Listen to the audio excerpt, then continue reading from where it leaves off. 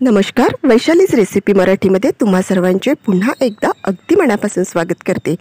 आणि आज आपण जो नाश्ता बनवणार आहोत ना, त्या नाश्त्यासाठी ना मी कणिक वापरली आहे, ना रवा वापरलेला आहे, ना मैदा वापरलेला आहे। तरीही घरच्या साहित्यात उपलब्ध असणारा पदार्थ वापरून आजचा हा हेल्दी नाश्ता आपण बनवलेला आहे। चला तर मग लगेच रेसिपीला सुरुवात करूया। आणि तुम्ही बघू शकता नाश्ता मस्त सॉफ्ट आणि वरून तेवढाच कुरकुरीत झालेला आहे। चला तर मग लगेच रेसिपीला सुरुवात करूया। आवडल्यास व्हिडिओला लाईक करा, शेअर करा आणि सबस्क्राईब करा। असा हा कुरकुरीत नाश्ता तयार करण्यासाठी आपण इथे उकळलेले आलू घेतलेले आहेत आणि इथे 2 आलू मी उकडून घेतलेले आहेत। आता या आलूचे आपल्याला पहिल्यांदा सालं काढून घ्यायची आहेत।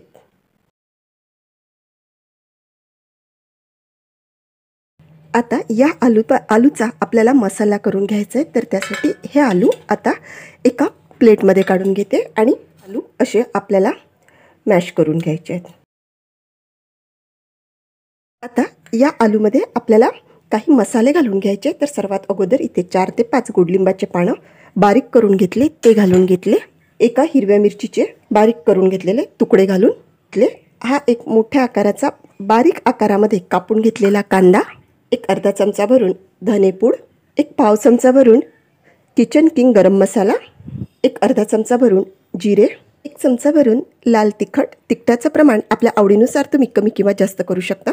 पाव चमचा भरून हळद आणि सर्वात शेवटी चवीनुसार आपण यामध्ये मीठ घालून एक मूठ भरून कोथिंबीर घालून घेतली आणि हे सगळं आता आपण मिक्स करून घेऊ। अगदी अप्रतिम अशी ही रेसिपी बनते आणि तेल तर खूपच कमी लागते। आणि जर तुम्हाला बटाटा चालत नसेल तर त्याऐवजी इथे किसलेलं पनीर वापरू शकता। एकदा हाताच्या साहाय्याने व्यवस्थित मिक्स करून घेऊ, म्हणजे सगळा मसाला भाजी या बटाट्यामध्ये व्यवस्थित मिक्स होईल। आणि हे बघा, इथे आपला हा मसाला तयार झालेला आहे। आता या मसाल्याचे आपल्याला पहिल्यांदा छोटे छोटे गोळे करून घ्यायचे आहेत। जसं लिंबाचा गोळा असतो ना, अगदी तसाच आपल्याला इथे छोटासा गोळा करून घ्यायचा आहे। असा हा तयार गोळा एका प्लेटमध्ये काढून घेऊ आणि अशाच पद्धतीने आपण इथे आता सर्व सारणाचे गोळे तयार करून घेऊ। आणि इथे आपले हे सर्व सारणाचे गोळे तयार झालेले आहेत। जी पाती तयार करण्यासाठी ना आपण मैदा वापरणार आहोत, ना कणिक वापरणार आहोत किंवा रवा न वापरता आज आपण इथे वापरणार आहोत असे पोहे। जे आपण कांदा पोहे करण्यासाठी पोहे वापरतो ना, तेच पोहे आपण इथे वापरलेले आहेत। आणि अंदाजे 1.5 कप पोहे मी इथे घेतलेले आहेत। यामध्ये आपल्याला भरपूर सारं पाणी घालून घ्यायचं आहे आणि हाताने चोळून हे पोहे आपल्याला स्वच्छ धुवून घ्यायचे आहेत। आणि हे पाणी आपल्याला पूर्णपणे बाहेर काढून टाकायचं आहे आणि पोहे बुडेल एवढं पाणी आपल्याला यामध्ये घालून घ्यायचं आहे। म्हणजे खूप जास्त नाही, परंतु तुम्ही बघू शकता असं हलकंसं पोहे बुडेल एवढं पाणी आपण यामध्ये घालून घेतलं। आणि आता आपण एक 5 मिनटं हे असंच राहू देऊ। 10 मिनिट झालेले आहेत आणि आपले पोहे इथे छान भिजलेले आहेत। असे हाताने हे पोहे मॅश व्हायला पाहिजे, म्हणजे याचा आपल्याला एक गोळा तयार करून घ्यायचा आहे। त्यामुळे पहिल्यांदा हे पोहे व्हिडिओमध्ये दिसत असल्याप्रमाणे असे मॅश करून घ्यायचे। आता यामध्ये आपण चवीपुरतं मीठ घालून घेऊ आणि या पोह्याला छान बाइंडिंग यावं म्हणून 1/4 कप आपण यामध्ये बेसन घालून घेऊ। आणि आता याचा आपण एक गोळा तयार करून घेऊ। वाटलं तर थोडंसं पाणी आणखी आपण यामध्ये घालू शकतो। थोडंसं पाणी घ्यायचं आणि याचा आपण एक छान गोळा तयार करून घ्यायचा। आणखी या बॅटरला छान बाइंडिंग यावं म्हणून यामध्ये आपण एक पाव कप भरून रवा घालून घेतला आणि आता हा रवा यामध्ये मिक्स करून घ्यायचा। वाटलं तर थोडं पाणी घालायचं आणि छान गोळा याचा आता आपण इथे तयार करून घ्यायचा। हे बघा, इथे आपला हा गोळा असं छान तयार झालेला आहे। छान बाइंडिंग आपल्या या गोळ्याला आलेला आहे। आता आपण यामध्ये रवा घातलेला असल्यामुळे एक 5 मिनटं हा गोळा आपण असाच रेस्ट करायला ठेवून देऊ। 5 मिनिट झालेले आहे आणि आपला हा गोळा इथे छान सेट झालेला आहे। यामध्ये घातलेला रवा सुद्धा छान फुलून आलेला आहे। एकदा हाताच्या साहाय्याने व्हिडिओमध्ये दिसत असल्याप्रमाणे हा गोळा छान मळून घ्यायचा। त्यामधून एक गोळा काढून घेऊ। गोळावर पहिल्यांदा हातावरती असा प्रेस करून प्लेन करून घ्यायचा।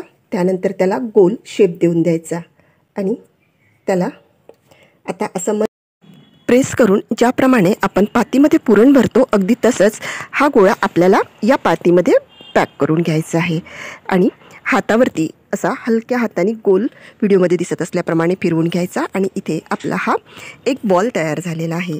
अशाच पद्धतीने आता आपण दुसरा बॉल तयार करून बघू। असा हा तयार बॉल एका प्लेटमध्ये काढून घेऊ। त्यानंतर दुसरा बॉल तयार करण्यासाठी पहिल्याप्रमाणेच आपण त्या सारणामधून गोळा काढून घेतला। त्यानंतर व्हिडिओमध्ये दिसत असल्याप्रमाणे गोल करून हाताच्या साहाय्याने आपण त्याची पारी तयार करून घेतली। त्यानंतर त्यामध्ये बटाट्याचा बॉल ठेवून पुरणाप्रमाणे परत पॅक करून घेतला आणि हे बघा इथे सुद्धा छान असा हा दुसरा बॉल तयार झालेला आहे। अशाच पद्धतीने आता इथे आपण सगळे बॉल तयार करून घेऊ। हे बॉल्स भाजण्यासाठी आपण गॅसवरती अप्पे पात्र ठेवून घेतलं आणि आता अप्पे पात्रामध्ये आपण थोडं थोडं तेल घालून घ्यायचं, हलकंसं तापवून घ्यायचं आणि एक एक करत हे बॉल आपण आता यामध्ये ठेवून घ्यायचे। आणखी वरून थोडं एक एक चमचा तेल घालून घेऊ। एक एक चमचा नाही सॉरी 2-2 थेंब तेल घालून घेऊ म्हणजे नाश्ता आणखी छान लागेल। आणि आता हा नाश्ता बघा छान झालेला असा याला परतवून घेऊ आणि मस्त लालसर रंगावरती येईपर्यंत हा नाश्ता आपल्याला सर्व बाजूनी परतवून घ्यायचा आहे। संपूर्ण नाश्ता परतवून झालेला आहे आणि छान गोल्डन रंगावरती आला की एक एक करत हा नाश्ता आपल्याला प्लेटमध्ये काढून घ्यायचा आहे। आणि तुम्ही बघू शकता खूप छान असा नाश्ता इथे तयार झालेला आहे। वरून क्रंची आणि आतून सॉफ्ट असा हा नाश्ता इथे तयार होतो।